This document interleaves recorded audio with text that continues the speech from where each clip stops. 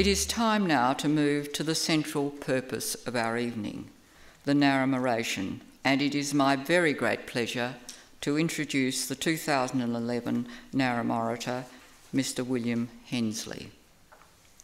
Mr. Hensley comes to us this evening from the University of Alaska, Anchorage, where he is Distinguished Visiting Professor in the College of Business and Public Policy, and this role recognises the extraordinary contribution he has made to his people and the community over more than half a century in public life. Furthermore, he has become an important mentor to Indigenous people throughout the world. Willie Hensley, as he is known in Alaska, was born in 1941 in a small log house along the shoreline, some 50 kilometres above the Arctic Circle. He's a native Alaskan who spent his early life with the family, travelling by dog team in winter and living in sod houses as they made their livelihood from the land and from the sea. His memoir, 50 Miles from Tomorrow, a memoir of Alaska and the real people, was published in 2008. Earlier, in 1966, he drafted another significant work when he was a graduate student at the University of Alaska in Fairbanks. It was titled, "What Rights to Land Have the Alaskan Natives? The Primary Issue." The paper influenced the land claims movement that gained critical urgency from the discovery of rich oil fields in the Alaskan North Slopes in 1968. The land claims movement culminated in the passage by Congress of the Alaskan Native Land Claim Settlement Act, which was signed by President Richard Nixon in 1971. Willie Hensley also played a critical role in the development of the native corporations, which became an important political force, ensuring that the native Alaska community profited from national resources and other investments. Willie Hensley graduated from George Washington University in Washington, D.C. with a bachelor's degree in political science and was later elected to the Alaska House of Representatives. He was twice elected to the Alaska legislature, serving for 8 years. He also received an honorary doctorate of law degree from the University of Alaska, Anchorage. The University of Melbourne is honoured that Willie Hensley is with us this evening to present the third Narrm Oration. Mr. Hensley, I welcome you to the lectern to deliver this oration titled Resilient Spirit, Alaska Native People and Our Struggle for Land, Identity and Self-Determination. Thank you.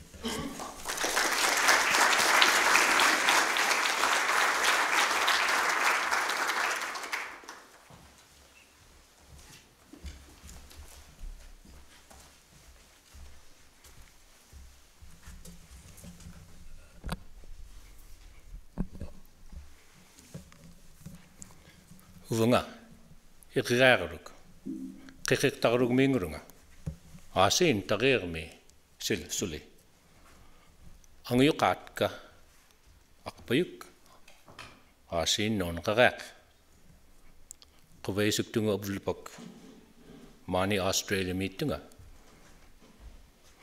Ungasigaloktok, Nunagik Tusi, Asin, Inuit. Paglak pakat nga. Uvagut, nunavut, ala pangaro kapay. Mani, unaktuk. Sikinyak apay. Chancellor Alexander, Auntie Joy, and Vice Chancellor Davis. I just wanted you to know what our language sounded like. All of our languages are under stress in Alaska. What I said was, my name is Iggiagruk, and I'm named for my grandfather. And I also said I'm a Kotzebue person, which is the name of our village, named for Audubon Kotzebue, who came by there in 1815. And my parents are Narrm and Iggiagruk, John and Priscilla Hensley. And I said I was very happy to be here in Australia. It's very distant. It is a beautiful land, and your people have welcomed me wonderfully. I said our land is cold, and here it's very hot. And I said the sun was super abundant, but not the last couple of days.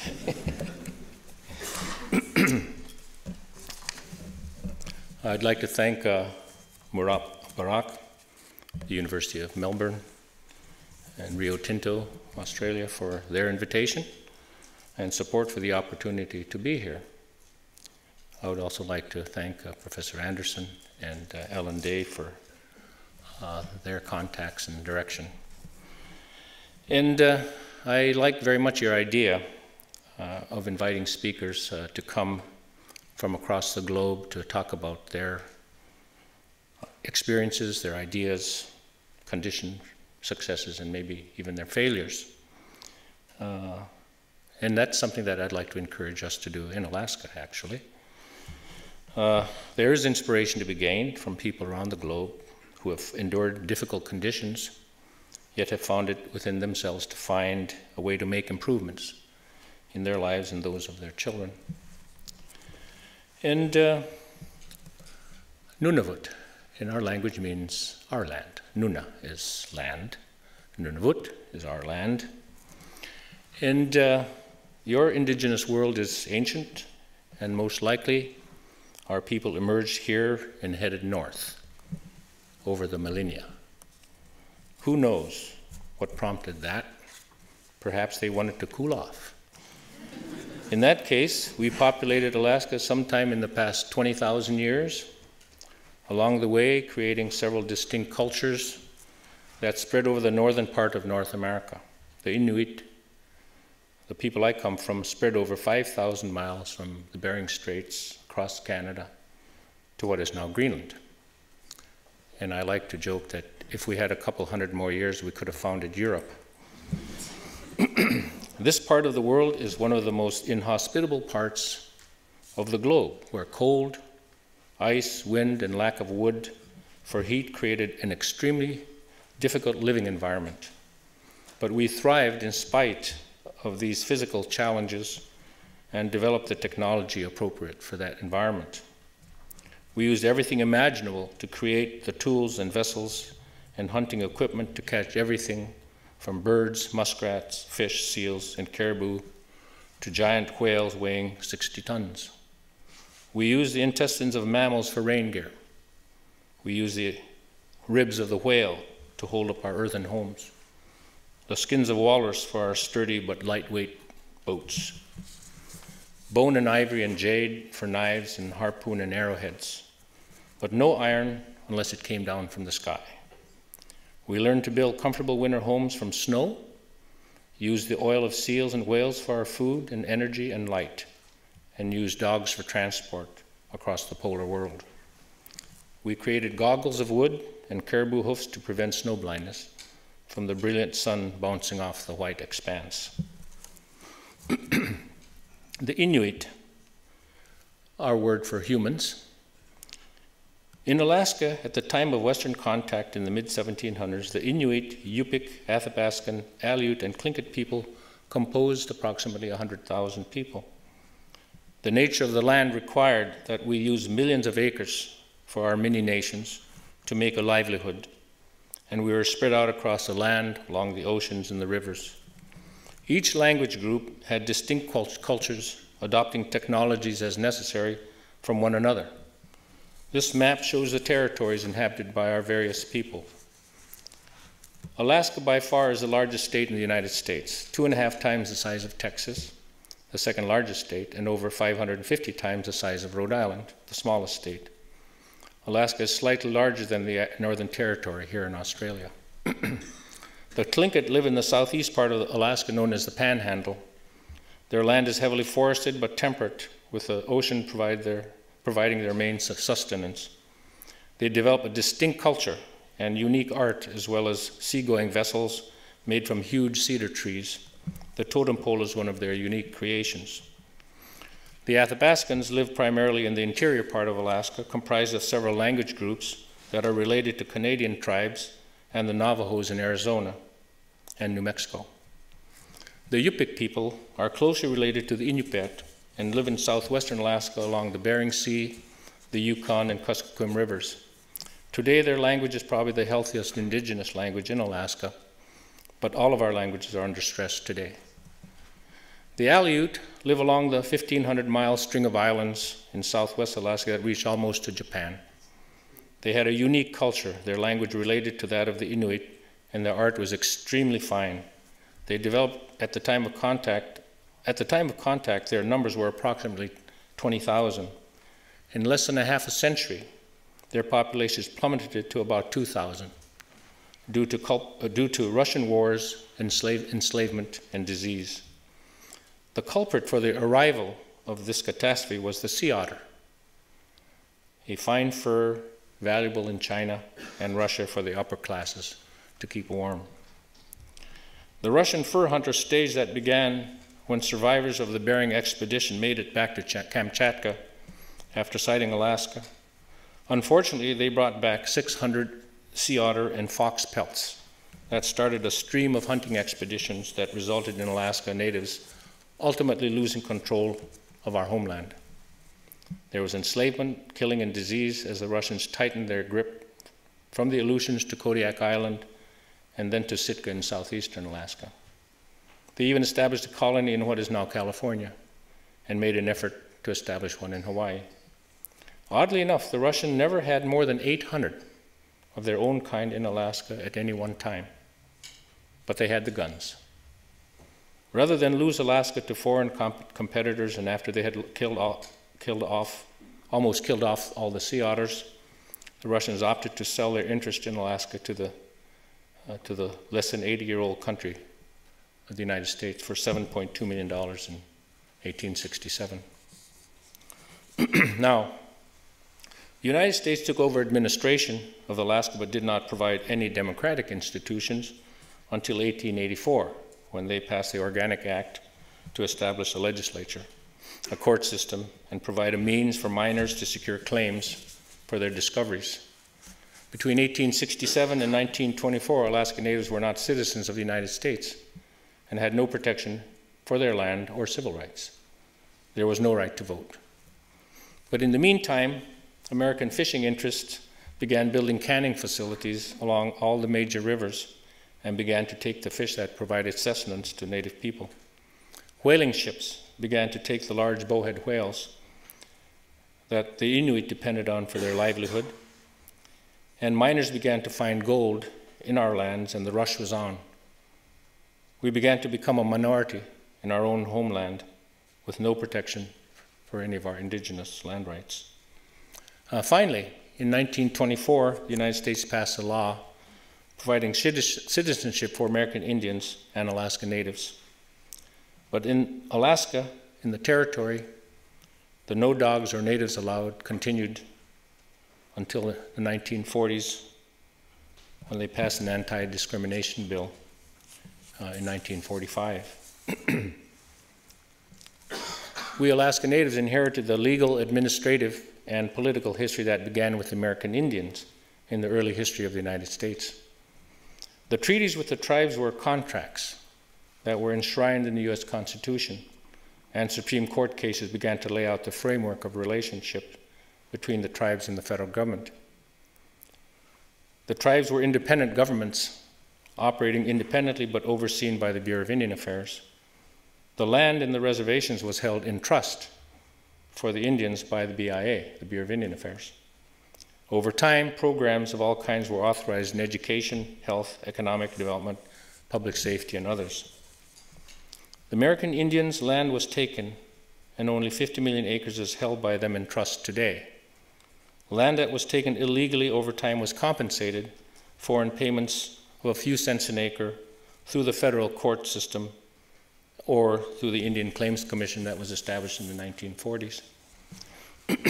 Now, coming to Alaska, the Treaty of Cession between Russia and the United States was never supported or approved by the native people of Alaska.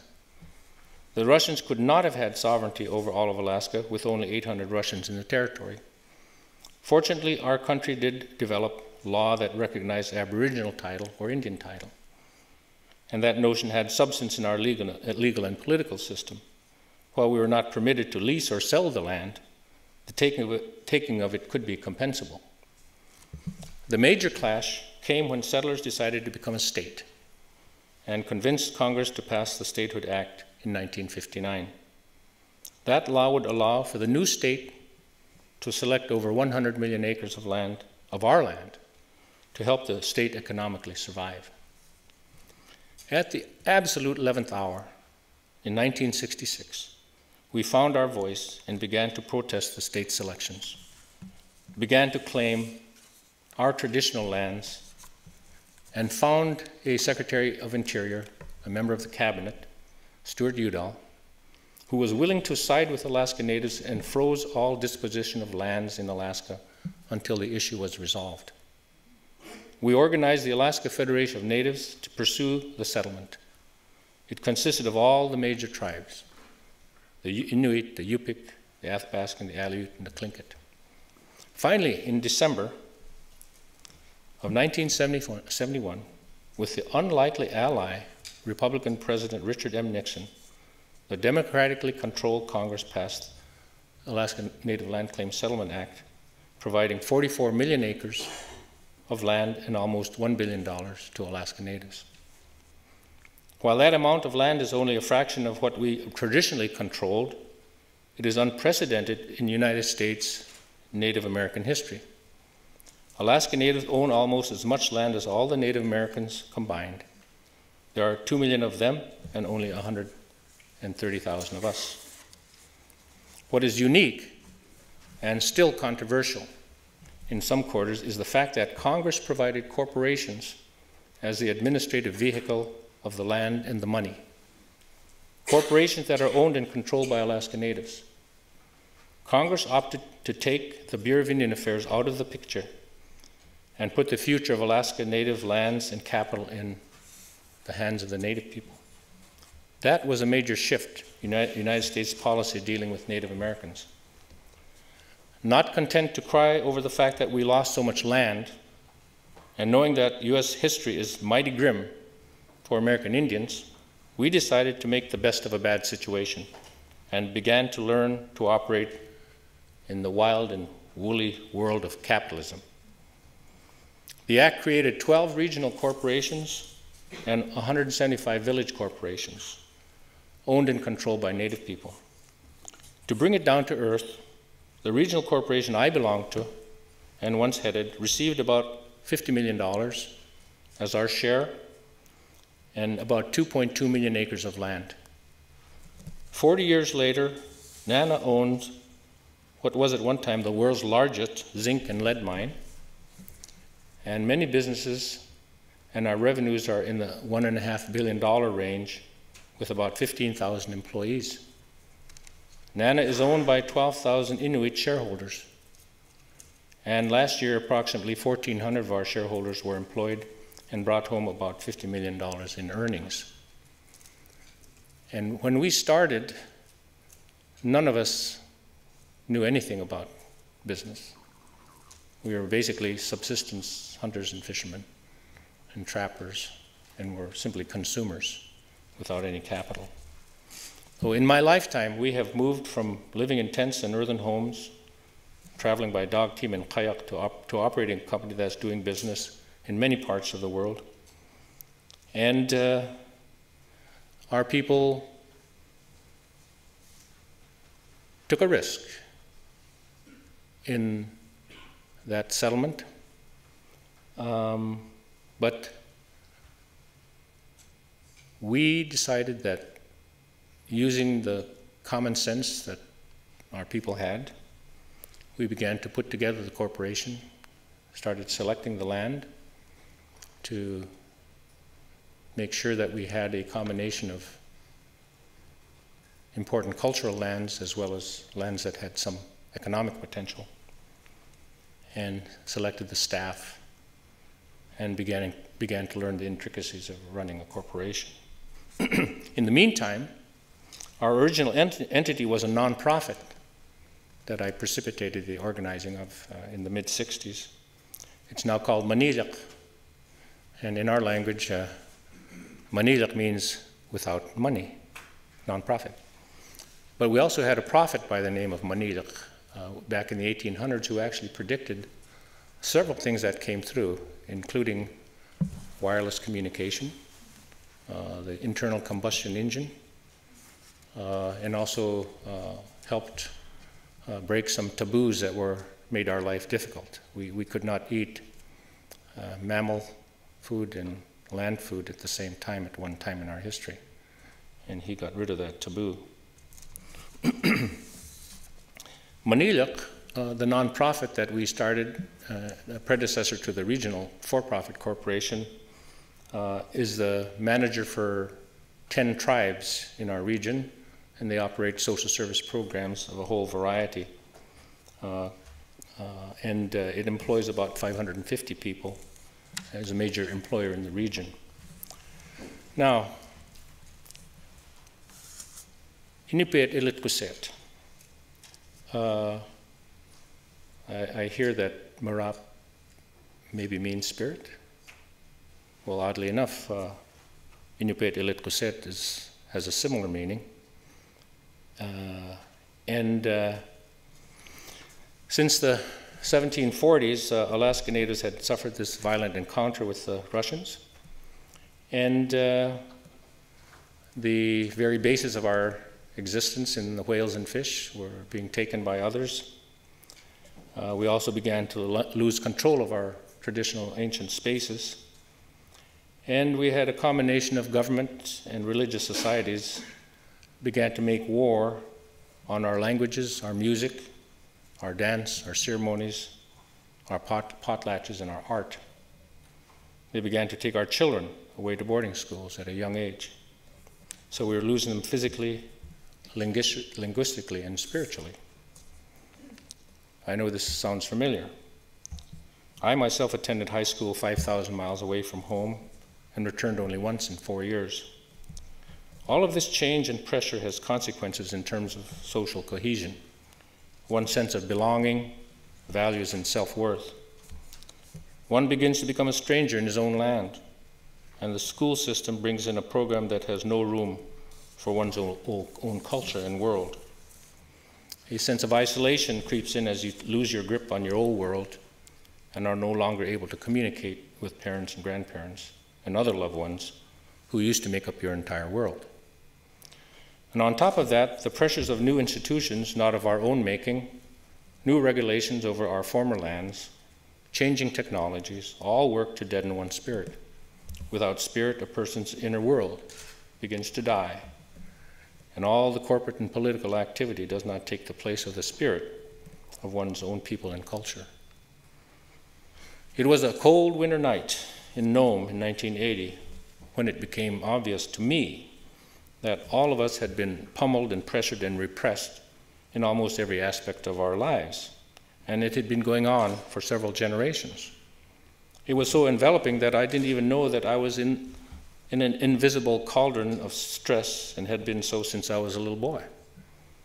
I'd been trying to meet the expectations of my teachers and the pastors and the Bureau of Indian Affairs officials, all of whom had nothing good to say about our language, our history, our culture, our music, our food, our values, our art, survival skills, or spiritual life. And for several generations, our parents and grandparents had tried to change because they thought their children would have a better and easier life. They did not seem to understand that our human connections were being severed and our memories were being torn asunder as we tried to absorb a new language and a way of life that took us further and further from home. In some cases, we began to deny our own identity, especially in the days of outright prejudice and discrimination. Oddly enough, it was as a corporate official of NANA that I called a meeting of our leaders one winter night at the senior center, a place we had built for our elders, the carriers of tradition and knowledge, It was there that we began to see that it was not enough to elevate ourselves economically and to provide for better housing and safe water and good schools. If we were going to continue as a special part of the human race, we had to regenerate our human spirit, our identity, and the values that had sustained our people over millennia. That night, we identified the essence of our people in what might be described as the Inuit 10 Commandments. Those values that had enabled us to be human in a cold and dangerous world. We understood that our values of sharing, cooperation, humility, loving our children, respecting our elders, knowing our family tree, and working hard are all values that were relevant today as well as 10,000 years ago, and relevant for the future. Furthermore, they identified you as an Inupiat, a real person, someone with a sense of responsibility and proper behavior, who would do his or her duty among our own people as well as elsewhere. 50 years ago, our average age of death was 45, and our infant mortality was extremely high. We have worked very hard to provide safe water and sanitation for our 200 villages, schools, housing, airports, and health centers. We have sent hundreds of our students to universities and put thousands of our people to work. So we've tried in every which way to elevate the material life of our people. One of the ways we've done that, which I think is quite unique, is that our people live along the shores of the oceans and the bays, along the rivers, the lagoons and inlets. Marine life has permitted our people to survive. The mammals, crustaceans, and fish of the sea have been our bread and butter since time immemorial. As a consequence, a unique program approved by our federal government and monitored by the state is called the Community Development Quota Program, CDQs. In recognition of our village dependence on the ocean resources and the limited economic opportunities, the government allocated a percentage of the pollock, crab, halibut, and other species to coalitions of villages along the western coast of Alaska. There are 6 of these coalitions, comprising 65 villages, that can either take their percentage and market it to seafood companies, or they can purchase ships and processing facilities and handle the allocation themselves. These independent village fisheries associations have now operated for 20 years, and the volume of business has grown tremendously as they have learned to operate in the industry. They've created employment opportunities, attracted capital, built infrastructure, and improved social and economic conditions, as well as provided education and training opportunities for their fellow villagers.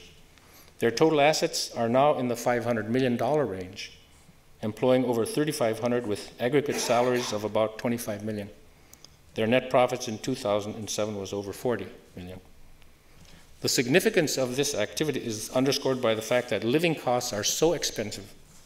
A gallon of milk costs $11 in some villages, and a gallon of gasoline reaches $10 in some villages.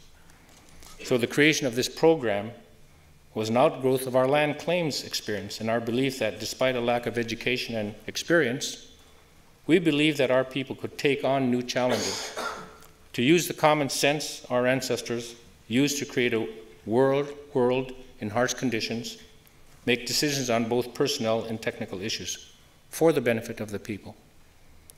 Now, there's always a challenge around the corner, and nothing stays the same. And for the future, our challenge is twofold. Alaska's financial underpinning has been based on oil production and federal spending. Our throughput peaked at 2 million barrels in 1988.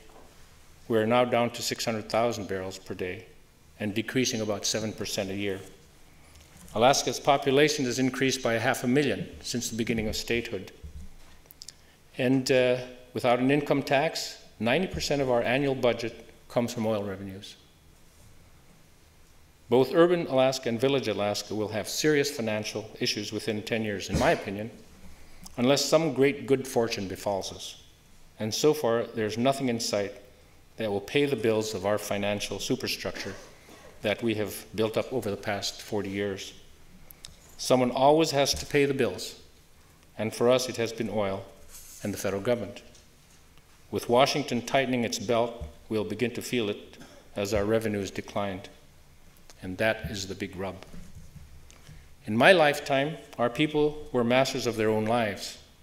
A difficult life, but one that was understood, that we understood, and we interacted with the natural universe. It was a hard life, but a good life, if you had your health. Many of our people have become dependent on an economy that may diminish faster than we are prepared to recognize and prepare for. Our tribes and our corporations have done wonders to elevate our material lives, but Alaska is a stern taskmaster.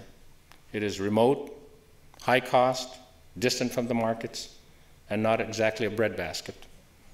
We have issues of alcoholism and drugs, a high percentage of inmates in the prisons, and a high suicide rate in spite of all of our progress. The good news is that our people are resilient. We have dealt with massive changes that have occurred in our world, a new state, new technologies, new institutions, a wave of new residents from the lower 48, and many new regulations that make our hunting and fishing livelihood more difficult. We believe that there's nothing that can be as challenging as those days when our people had to survive with tools of stone and bone, as they met polar bears, walrus, the whales with their own human strength to feed their families, who withstood the 40 or 50 below zero temperatures and the fierce winds, yet faced life with joy and celebration when they danced and sang our ancient songs. Here in Australia, you have faced your challenges and will continue to do so, just as we have in the Arctic. That's the nature of life. There will always be the powerful and the powerless, the majority and the minority. And there will always be a nation with power over your lives. Your nation and our nation both descended from a country that has evolved from the days of the Magna Carta, and there is an element of social responsibility and equity in that history. And my dream is that you will continue to work to improve the lives of the Indigenous people of Australia, as we have done in Alaska. From my experience, the responsibility of leaders is to provide hope. And from what I have seen in my short stay is that many of you are or will be the leaders who will help shape the future for Aboriginal people in this nation. My dream is that all Australians will come together to fashion a world that provides hope and opportunity for the people who made a life in this land long before the Europeans came along. Your children and grandchildren are depending on you. Koyana, thank you very much for the opportunity to be here and visit with you.